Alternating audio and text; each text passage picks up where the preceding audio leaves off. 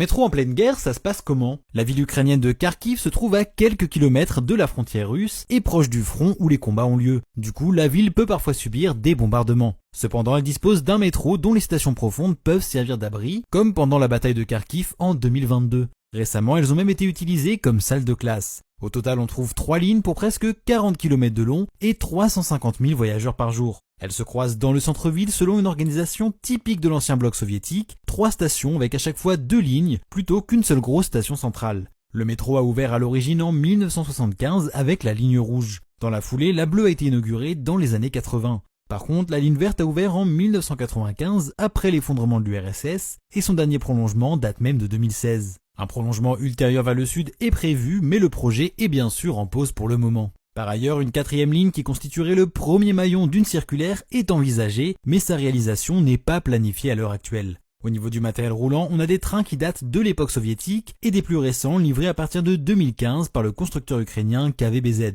Par contre, pour le futur prolongement de la ligne verte, c'est le chinois CRRC qui a été retenu pour fournir de nouvelles rames.